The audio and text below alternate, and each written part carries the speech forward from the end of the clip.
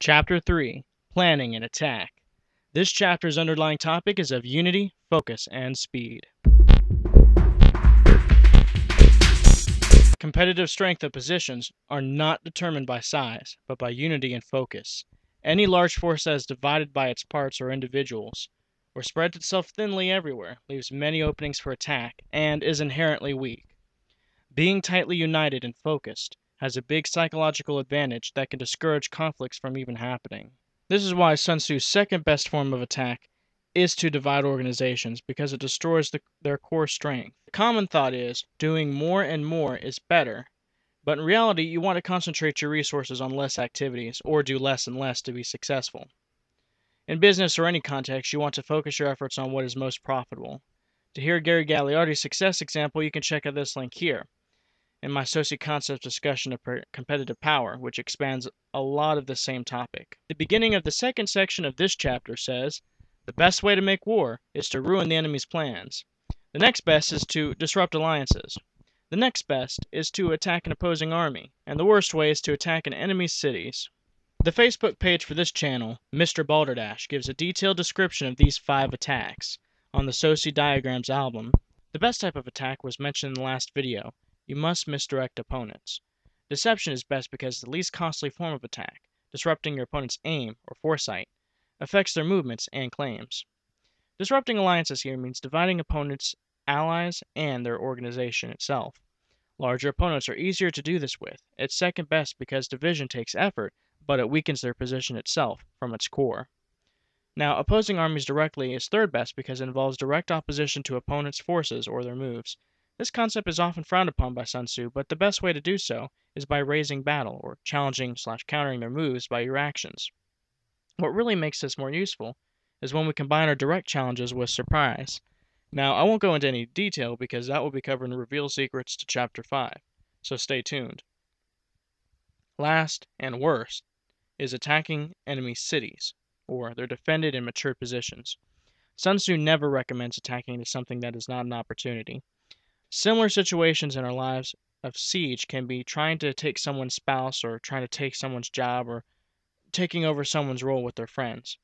Situations like this can only be an opportunity when the person who controls the position is consistently making mistakes, not using the position productively, and or the ground itself is not very defendable. But Sun Tzu sticks firm that any good position is easily defended and fortified by a productive use of that ground. To check out the direct meanings to specific words in Sun Tzu, like what attack means, check out my Sun Tzu Said series, or visit SOSI's webpage. Question: can you win the competitive battle simply by amassing the largest force? A. This should be your basic strategy. B. Large forces are expensive to build and costly to support. C. Both small and large forces have strengths and weaknesses. Or D. Small forces are better suited to small targets.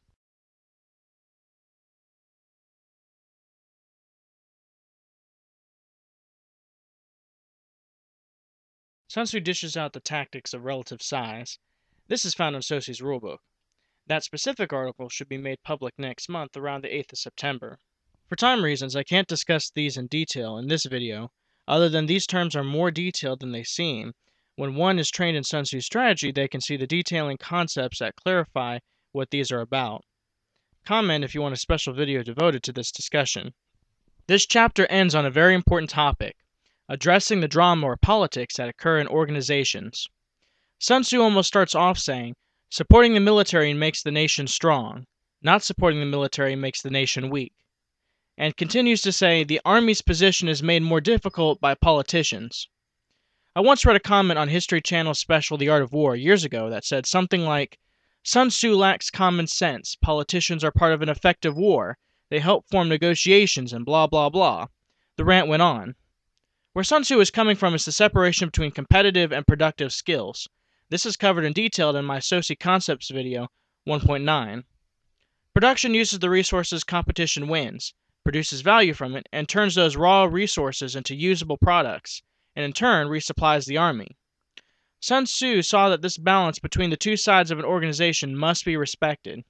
Politicians' jobs are to run the country and make decisions of what to do with its resources. The general that runs the army must make decisions about winning resources. These two skill sets are opposite, but very complementary. When they stick to their jurisdictions rather than butting into each other's affairs, the organization stays healthy. The heaviest known element was recently discovered. The new element, named Bureaucracium, has no protons or electrons. However, it does have one neutron, 125 assistant neutrons, 75 vice neutrons, and 111 assistant vice neutrons. These 312 particles are held together in a nucleus by a force that involves the continuous exchange of particles called muons. Since it has no electrons, Bureaucracium is totally inert. However, it can be detected chemically since it impedes every reaction it comes into contact with. A tiny amount of Bureaucracium caused one reaction to take over 4 days to complete. The normal reaction time is less than 1 second. Bureaucracium has a normal half-life of 3 years, at which time it does not decay, but undergoes a reorganization in which neutrons, vice neutrons, and assistant vice neutrons exchange places. Its mass increases after each reorganization. Research indicates that Bureaucracium occurs naturally. It tends to concentrate in certain areas such as government agencies, large corporations, and universities. It is always found in the newest and most expensive buildings. Bureaucracium is known to be toxic at any level of concentration and can easily destroy any productive reactions where it is allowed to accumulate.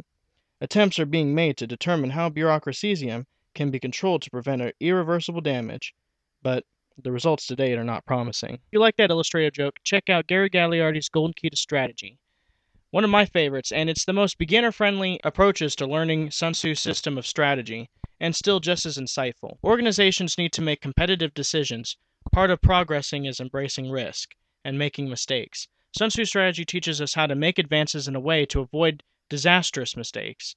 More of this discussion is found in my SOSI Concepts video 1.8. Once you have a clear decision maker, decisions by that decision maker must be respected.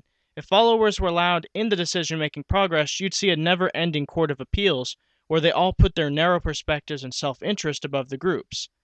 Needless to say, internal politics invites destruction. Finally, Sun Tzu ends with 5 types of knowledge needed for success. 5 good pieces of information for any leader, of which is the fact that problems are actually good opportunities in disguise. Problems represent need, the most certain form of opportunity. Knowing how to see problems that others have is a way to start your own success. This series is a solution to the problem of not completely understanding the art of war. With this series, you can add to your study and get greater insight into Sun Tzu's words. These 5 types of knowledge also encourage unity, focus, and speed.